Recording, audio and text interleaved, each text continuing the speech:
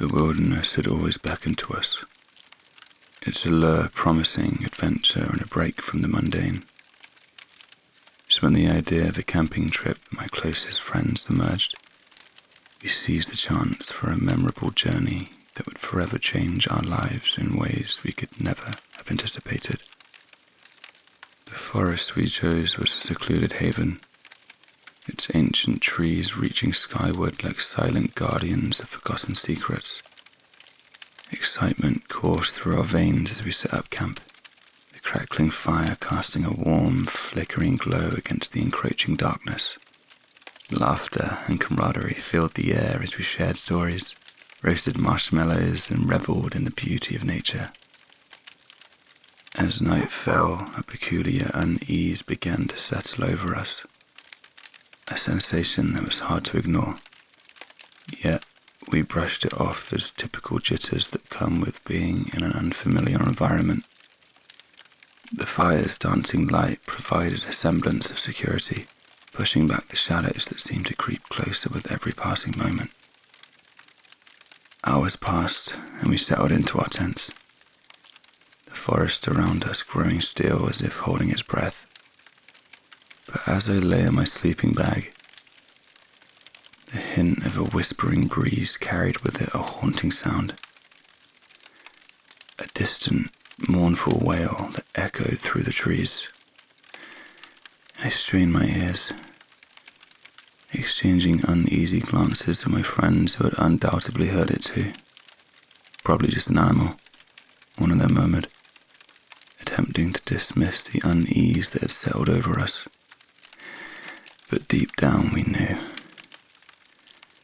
That sound was no ordinary animal. It was something far more sinister, a warning from the woods that we were not alone, that the ancient spirits that dwelled there were watching us. The hours dragged on, and sleep remained elusive, a haunting wail lingering in our thoughts. And then, as if summoned by our fear, the trees around us began to rustle, a movement that seemed almost deliberate, calculated. Panic surged through us as the rustling grew louder, closer, until it felt as if the forest itself was closing in around us.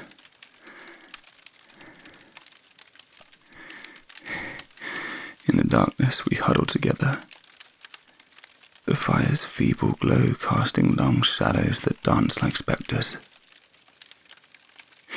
And then, with a deafening crack, one of the trees snapped, its massive form crashing to the ground just a few feet from our campsite. We screamed, scrambling to our feet, adrenaline coursing through our veins.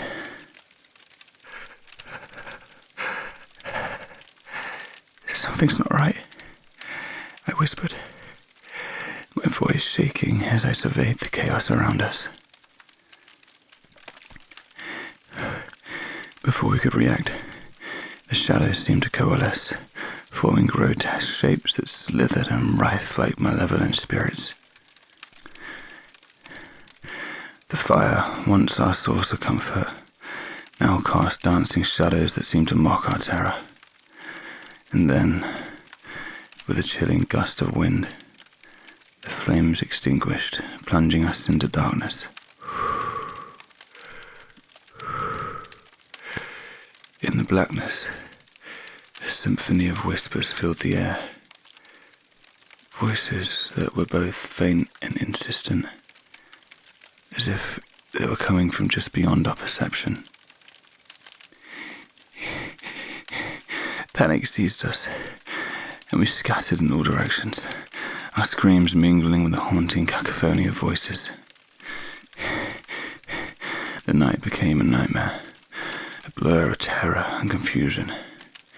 I stumbled through the darkness, branches and underbrush tearing at my skin, the echoes of my friends' screams etched into my mind. But as quickly as it had begun, the chaos subsided, leaving me alone in the haunting silence. The next morning, I awoke to a scene of devastation. Our campsite was in ruins.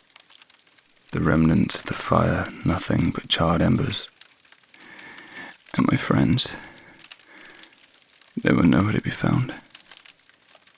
Panic gripped me as I combed through the area, calling out their names in vain. One by one, I found them. The first body was suspended from the trees. Limbs contorted in unnatural angles. Eyes wide with terror. The second lay on the ground, skin pale and eyes vacant, a silent scream frozen on their lips. The third was crumpled near the edge of a cliff, lifeless eyes staring into the abyss below. Each discovery sent shockwaves through me, a gut-wrenching mixture of horror and disbelief. But it was the fourth and final friend whose fate would forever haunt my nightmares. A body barely recognizable, twisted and mangled beyond recognition, sprawled in the center of a grotesque symbol carved into the earth.